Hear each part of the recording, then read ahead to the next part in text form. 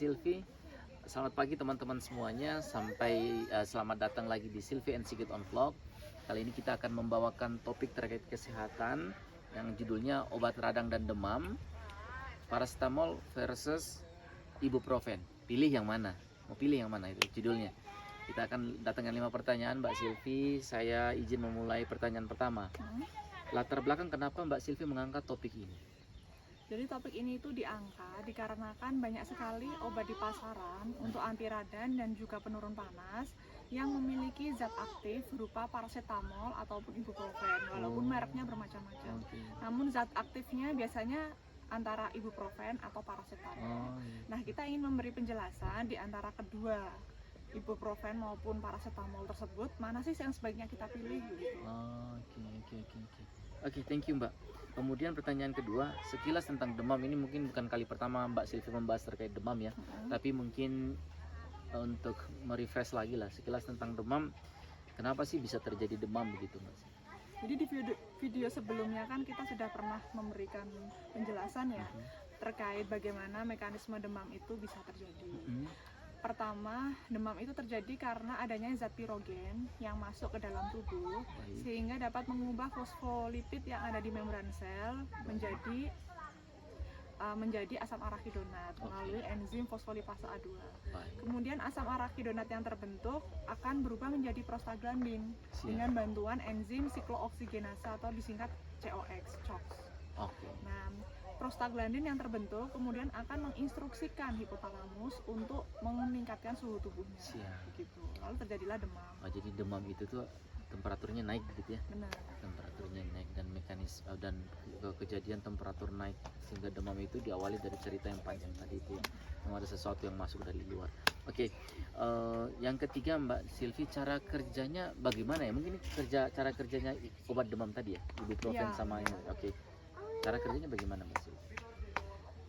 Cara kerjanya mereka berdua ini sama-sama dapat menghambat terbentuknya prostaglandin. Oh, yang tadi siap. Ya, melalui penghambatan enzim siklooksigenase. Siap. Sama-sama. Sama-sama, keduanya sama. Tapi zat aktifnya berbeda gitu. Iya. Ibuprofen atau paracetamol sama-sama menghambat itu tadi. Pertanyaan keempat ya.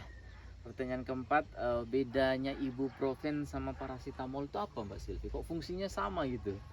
Ya, jadi kalau ibuprofen itu dia lebih tidak selektif untuk anti demam dibandingkan paracetamol.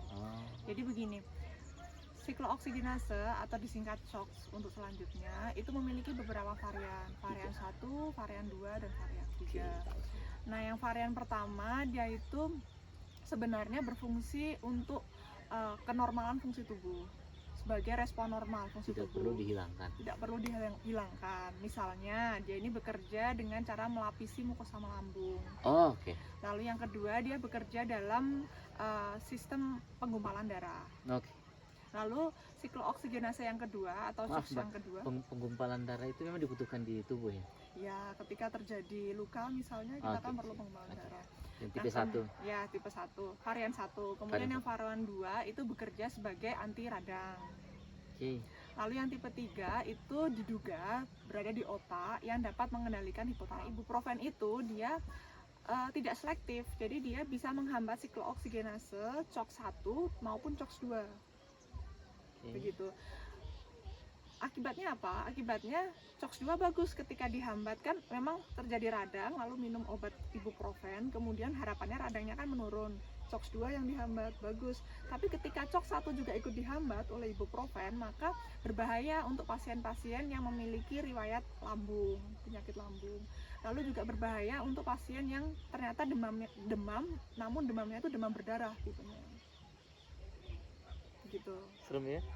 Iya.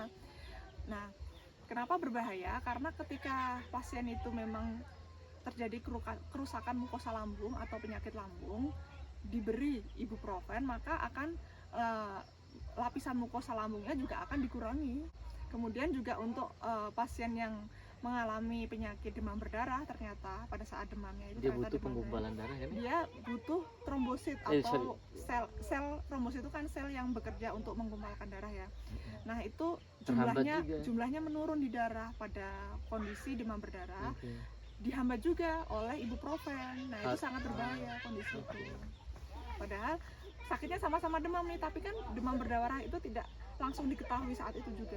Itu yang COX tipe 1 ya? Varian 1 ya? Iya, varian 1. Itu ikut terhambat oleh ibuprofen juga? Iya, padahal sebenarnya yang varian 2 ya? ibuprofen juga menghambat yang varian 2, COX 2. Gitu. Maksudnya yang diinginkan itu menghambat varian 2 agar demam tidak berkelanjutan. Benar. Gitu kan? Tapi ternyata ibuprofen juga menghambat varian 1. Iya, yang mana tidak perlu dihambat maksudnya. Tidak perlu dihambat. Benar banget itu.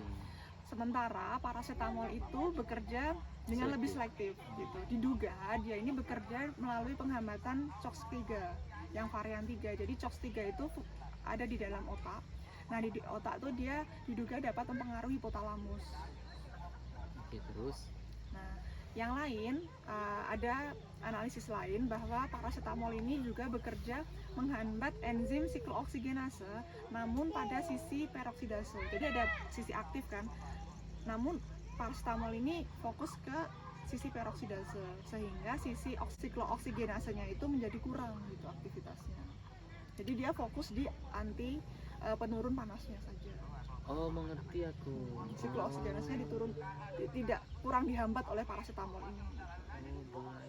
Jadi sebenarnya menurunkan panas saja. Menurunkan panas saja, sementara anti radangnya tentu sedikit di paracetamol gitu. Jadi kalau ditanya lebih kuat mana anti radangnya, lebih kuat ibuprofen. Tapi untuk anti penurun panasnya lebih kuat paracetamol. Cuma penggunaan ibuprofen tetap ada catatannya tadi. Ya, intinya kita bijak lah ya. Iya, kita memang. bijak. Maksudnya bijak itu berarti itu bedanya ibuprofen dan paracetamol ya. Yang pada kembali lagi untuk kita harus tahu histori kesehatan kita gitu ya. Apakah kita ada ibaratnya bahasanya mudah-mudahan tidak salah ya, ada tidak boleh ada pantangan ya minum ibuprofen misalnya seperti itu ya, siapa tahu kita ada sakit lambung gitu ya, atau kita waktu itu sedang demam berdarah ya, atau kita tidak mengerti demamnya apa, pokoknya semua yang kita tahu terkait histori kesehatan kita sampaikan kepada dokter agar dokter memiliki informasi yang lengkap gitu ya, untuk memutuskan apakah memberikan obat yang ada ibuprofennya atau yang paracetamolnya. Itu dokter paling tahu lah. Paling tidak dengan adanya Mbak Sylvie menceritakan perbedaan ibuprofen dan paracetamol pada kondisi tadi itu, kita jadi tahu secara pasti bahwa ketika kita diperiksa oleh dokter, semua histori kesehatan kita kalau bisa kita ceritakan kepada dokter untuk menyempurnakan informasi yang dipunya dokter terhadap kita begitu. Oke Mbak Sylvie, makasih banyak. Pada intinya dua-duanya bermanfaat ya buat menurunkan demam.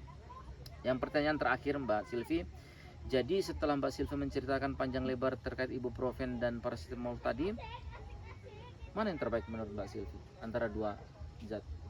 Jadi kan memang jawabannya itu tergantung ya. Tergantung. Semuanya tergantung efek samping maupun khasiatnya. Betul. Kalau khasiatnya dulu deh, misalnya khasiatnya kita ingin anti radang, maka kita memilih ibuprofen. Misalnya ada demam sekaligus radang. Iya. Misalnya demam sekaligus radang tenggorokan, nah itu mungkin memilih ibuprofen. Karena dia anti radang ya. Ya, tapi tetap harus diingat dia juga memiliki efek samping. Kita punya tidak riwayat sakit lambung. Atau yang sakit-sakit lain yang terkait sama ibuprofen itu tadi. Sampaikan ke dokter lah. Lalu kalau misalnya kita hanya demam saja tanpa ada radang, maka dokter maupun kita juga bisa memilih paracetamol lebih baik dibandingkan untuk menurunkan panasnya ya. Dengan anti radang. Hanya fokus pada anti demam, penurun panas, namun tanpa efek samping yang lebih banyak. Jadi tergantung jawabannya Pak.